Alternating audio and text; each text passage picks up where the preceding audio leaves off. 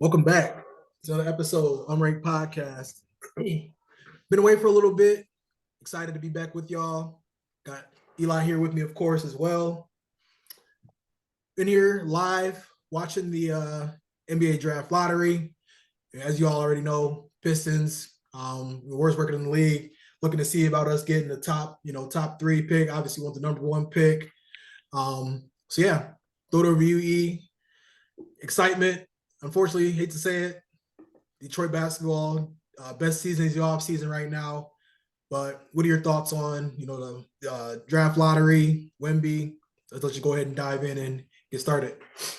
For sure. Yeah, no, I mean, I never would have thought we would be in this exact predicament here. But, I think it is, if you're going to turn around and have a Jaden Ivey draft, a Cade Cunningham draft, and then still be in this predicament, I do think this is a good one to be in, where you have a potential generational talent in Wemby, Victor Wembanyama. I believe I'm saying that correctly, but he is obviously, as LeBron called him, the alien.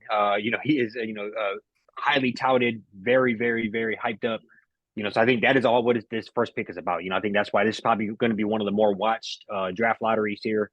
Everybody knows what the prize is. And, you've kind of both been talking about it. I think it is, if we earn the right to have that for the number 1 pick, I think we probably have to take that gamble. But I do think we need to go in and take a very thorough look at this. And some of the red flags that we have seen do kind of put me on ice, but I think that'd be a very luxury to even have those conversations if we could get him. That's kind of where I'm standing on this. Yeah, no, I'm right there with you. I mean, unicorn. I mean, this is a guy that we've seen like smaller versions of him. It'd be interesting to see. You got a guy 7'4" with a handle, can shoot the ball a little bit. Obviously pretty decent athlete for being that tall. I'm like you though. I hope we just kind of like do our due diligence. I think me personally, this guy. I mean, if he is who they think he is, if we do end up getting that number 1 pick, we obviously gotta, do our due diligence and make sure that's right for us. But it's interesting. There's a lot of guys in that top 3, or not a lot of guys, but there's in that top 3. I'd hope to be able to kind of at least get in there. Big fan of Brandon Miller, and there's a couple other guys that we'll start to look a little closer to into and evaluate as we kind of get closer to the actual NBA draft.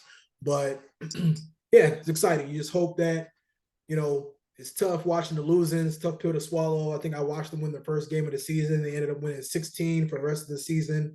Overall. So you just hope that we're gonna be in a good spot to be able to continue to add solid talent to this team to hopefully take that next step next year.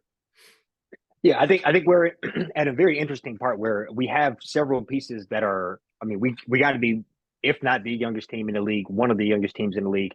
Yeah, and we have lots of talent on the team. It's just a matter of keeping them healthy. Whether it's Cade Cunningham, getting them to mesh together. Him, Ivy, Jaden Duran. We locked up Bogdanovich, certified marksman from 3. I think we have pieces here where, I don't think on paper, I feel like we should not be the first overall pick bad, but I think it's one of those things where maybe we are, and locking in one of these top players might be the juice we need, along with some luck as far as getting people healthy, keeping people healthy. That's kind of where I'm hoping that all that can come together and gel for us. Troy Weaver, trying to figure out the coaching situation still, and I think, if you can plant a first overall pick here, flag on top of everything else we have, that makes this job look that much more appealing. That makes the coach's job that much more easier. And then you're just locking up another piece because you see how the NBA is now. They are, loaded. Rosters are loaded top to bottom. And you're not going to get it done with 1 guy, 2 guys. You're going to have a roster full of people that have various skill sets and continue to make that roster and shape it for what we need. So, it's kind of some of the picks rattled off now, at least on my screen. I know I'm a little bit ahead of you here, but, I think we're locked in no worse than 5th pick. They're right about the first, 9 or so here till pick number 5. So, okay. Hopefully we make it out of this little first round here. I know we can potentially get the 5th pick, I guess, theoretically. But you Yeah, know. 50% chance. Yeah. Yeah. And I think like in one, something that just kind of stuck out to me was OKC. Like they finally took that jump. And I think Hmm. that's like what we're really, in store for. They took that jump without Chet. Obviously, the jury's out on what he'll be and what he'll do, but I just hope that we can kind of follow their lead and put together a solid season this coming year. And I think we need to definitely try to make a splash in free agency, some way, somehow to, at least double that win total. I think that's something that we gotta, look or at least get Yeah. closer to it from last year. So I agree. I know both of us thought we could potentially be hunting for a play-in type spot, and that would be somewhere, like you said, at least double into the mid upper 30s. And I still think that's got to be the first goal. And Okay, got 6-5 here. Yeah, so they're rattling off the last two here. Okay, Orlando got 2 picks in the top 11. Wow. Yeah, yeah. I just seen it. I just got the fifth pick. I don't know if you got it or not, but and we got the fifth pick in the draft. You can see the look on G's face here. That's obviously heartbreaking. Did you look on Ben Wallace's face too? Yeah, no. So I don't know. What's up with this as far as this is not exactly how it should go when you consider, we were in the doghouse all season. And I think, I don't think there was a lot of tanking going on there. So, it makes me wonder. You're just But bad. yeah. And you just bad. see, you got Houston, you got San Antonio, you got Portland, and that I missed the other one that's in that top 4. But I think we had even had some conversations. Like I don't know, you just feel like Wemby, like he fit like that San Antonio mold. I mean, they're known for having Tim Duncan, Ginobili, just kind of being a place foreign Boris Diaw, like Tony Parker, like all these guys, kind of like a foreign like player powerhouse almost. For sure, and if I'm going to be honest, I think I think this is the part of what the NBA may have their hand in a little bit more than anything would be this part. And so when stomach, you bro. Yeah, when you say that, so when you consider that and then potentially wanting to partner up with Popovich or Houston, who's had Olajuwon, who is obviously originates from Africa, or Yao Ming from Asia. Now they can do this again with a person from Europe. I don't know. It's kind of, and they're a huge market. It does. It makes you wonder a little bit. So, I don't know. I haven't even began to look at players far back as 5.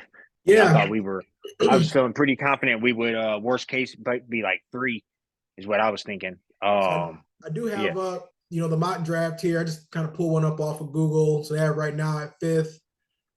Guy, I'm actually pretty familiar with. His name is Jarris Walker, played for freshman from Houston.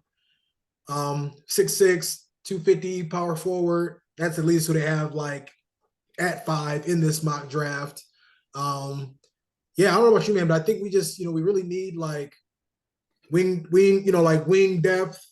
I think we need a guy that can, score the ball a little bit, play a little defense. Yeah, that was a pretty nice little kick in the teeth right there. I'm not gonna be honest. I thought we were at least a top 3 pick, but yeah, no, I agree with you on that. I thought we was locked for the top 3. But no, it is pretty shocking. But no, I agree with you. As far as what the team would need, Ivy, Cade, Duran, Boban, those are going to be 4 Wiseman, Wiseman, Bagley. yeah. So I think you got to, the combination of which one of those guys can stay healthy. Assuming, knock on wood, for most all of them, hopefully comes out here and gives us 65, 70 games plus. But considering that those are your core here, I agree with you. Somebody on the wing, I still think Boban might be on the way out. We kind of he gave us a favorable deal, so I can still see them shopping him. Whether it's draft time or later, into the season. But I can't imagine him being here for too many more seasons. I'm kind of disappointed I think they didn't like get off of him at the trade deadline and get another possible pick in that top 15. Like, yeah. I think we could have.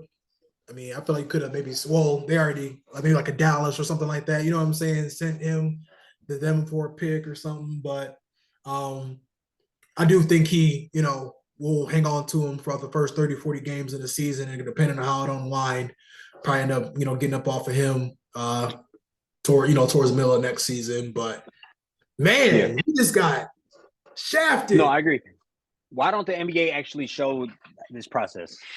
It's so ridiculous. I mean, I'm he come out here. He come out with a pre-shuffle. He come out with a pre-shuffled stack of envelopes. Bro, they, you know what they do, motherfuckers, when they can't shuffle cards, they just be in there just putting, take them from the bottom, put them on the top, that's, man. I am just. He's in here and not just showing Victor taking a selfie with himself with a Polaroid camera. Anyways, but yeah, no, bro, it's craziness out here. No, I agree. So you got Houston, the Charlotte Hornets, Portland. All of those are interesting for various reasons. But going with my gut, I feel like it's probably gonna be, I don't know who. I'm gonna say San Antonio. San Antonio. I agree with you. Yep. Yeah, Houston got the fourth one. I got a weird feeling about Charlotte, but we'll see. MJ don't deserve that. Okay. You probably already saw it.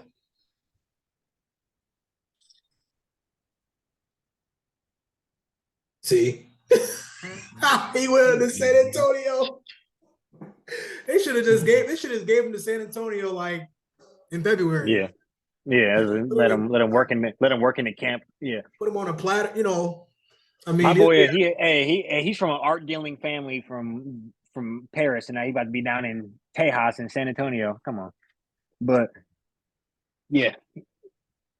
Now they're showing it David Robinson in 87, Tim Duncan in 97. See? Yeah. I agree. Nasty work by the league. That's tough. Yeah, what was their record? Ooh, that's a good question.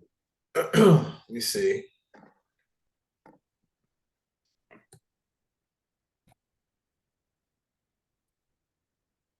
Some bullshit, man. 22-60. Yeah. You couldn't get a top weird. 3 point. No, that's BS. You might as well go back to the ping-pong balls. I agree. They got to go back to something. This ain't working. But yeah. You got anything else for the people? I don't. Yeah. Yeah.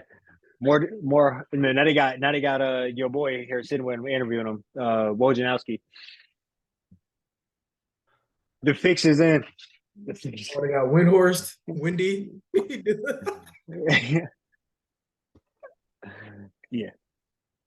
Yeah. But all right. Yes, sir.